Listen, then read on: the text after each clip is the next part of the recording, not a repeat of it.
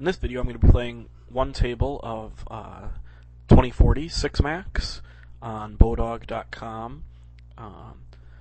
Since I don't play much 6-Max on this site, most of these players are unknowns to me, so something we're going to be focusing on is how to create and then use reads on players based on how they play specific hands. So, the one player that I do have a history with is Sox Nation, who's the button on this hand. Him and I have played a lot of the full ring 30-60 together, and he's a pretty solid player, definitely a pro, and he also hates me. So he tends to sometimes give me a little extra action and try to take hands away from me sometimes. So we're going to see if we can use that against him and let him hang himself a little bit in this shorthanded game where we're going to run into more pots heads up. So you can see on this hand, pretty standard hand where he's raising on the button. Most 6-Max hands obviously come down to blind battles. And I think I just lost my connection. Looks like we're back up and running. Most hands in 6-Max come down to blind battles. Usually there's going to be a raise pre-flop and one other player in. So on this hand, I raised one off the button, got 3-bet out of the blind. With ace-king, I'm going to go ahead and put a cap on it. Hopefully that can help me get to showdown a little cheaper if I don't make a pair. A check raise on the flop generally means a pair, so I'm just going to call and see if I can spike a card on the turn. At this point, my ace-king high is probably not any good, so I can go ahead and let this go.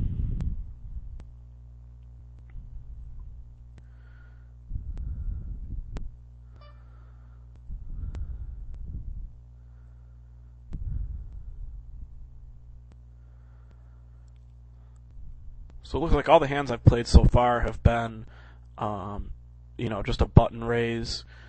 So probably not a lot of good action at this table. Most of the players are probably fairly solid. On this hand, we did see a cold call to the small blind by Chip Hawk. So maybe at the end of the hand we'll get to see what he was working with that he would cold call. That's typically not a good play. Generally you like to 3-bet and get a heads up and also get some dead money in from the big blind. If you do want to play the hand. Looks like we're not going to get to see anything, though.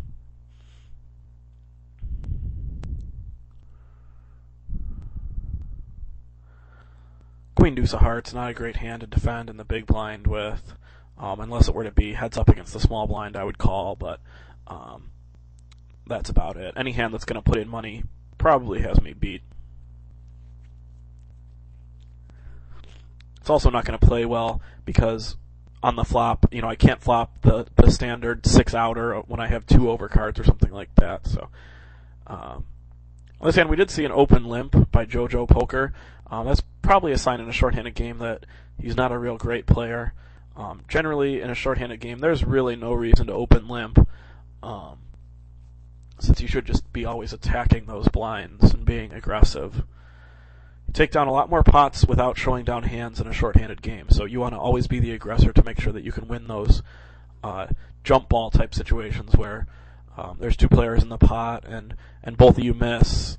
It's nice to be able to take down those pots, and those pots go to generally the player with position, and also even more important than position sometimes is initiative, meaning the player who put in the last bet on the previous street. Here we have ace-8 off in the small blind. Pretty good hand in a short-handed game, especially since it looks like a steal situation. I'm going to go ahead and 3-bet, see if we can get Sox out of there, and that was successful.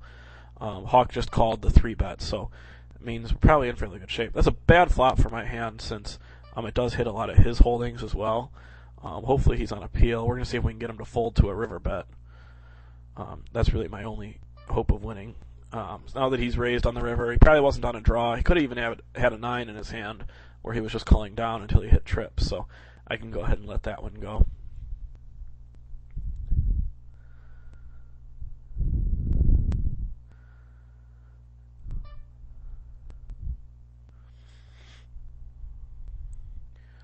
Again, we're seeing another cold call of the small blind, this time from Sox.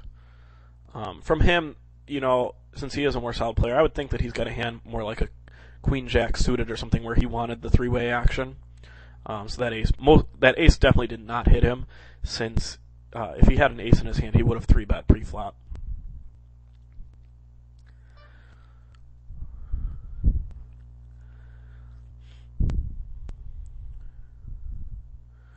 So we're going to see a battle between the two blinds on this hand. The small blind raising and betting out, which is pretty standard when it's folded around to the small blind.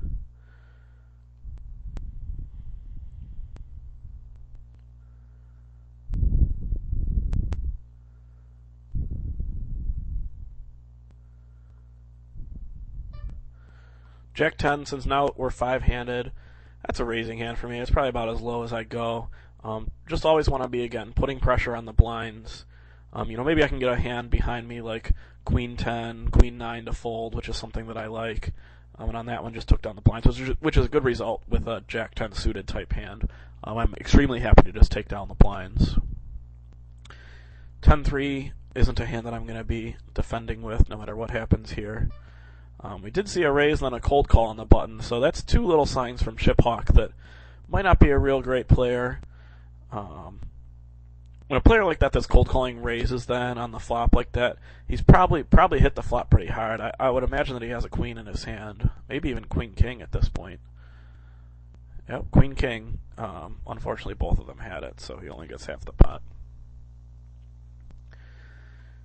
So we did learn on that hand that Chip Hawk is a pretty passive player, since he did just cold call on the button with queen king there.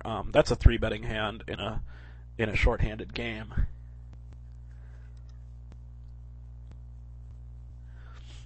We also learned that he perked up when he did have a hand. He wasn't on a move or a bluff or anything like that. So I would expect him to have a pair on this hand as well.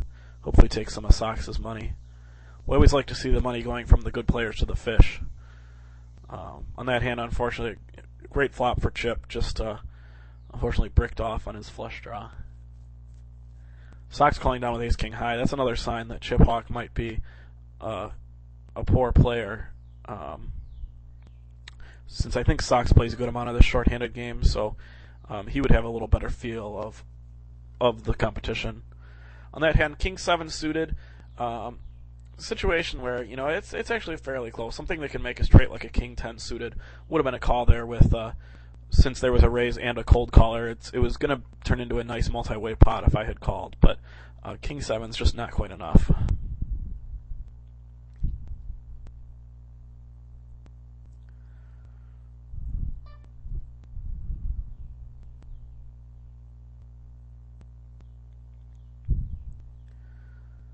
Another blind battle. Trank was the aggressor, so obviously he's going to bet out a flop, especially with an ace on it, since he can get a lot of hands to fold there. Well, if he bets again, he's probably got a pretty good hand. Got check raised on the turn. So in this conversation, Dismas is basically saying, I have a hand like a big ace or 2 pair, so obviously he flopped 2 pair and felt very good about his hand. 6-5 is not a hand that you can really play short-handed, since you're not going to really get 5-6-way action like you might in a full game. So in a full game with a couple limpers, you can limp behind with that. But in a short-handed game, you're probably going to get raised by the button or something, and really need to flop a strong hand. So in a short-handed game, really my focus is more on big card type hands, because top pair and hands like that are going to be what wins the money. Where in a full game, in a crazy game, you often need to make, hands like trips or straights or flushes to win hands. So in a short game, even like an ace king, ace queen high can be a very strong hand at showdown.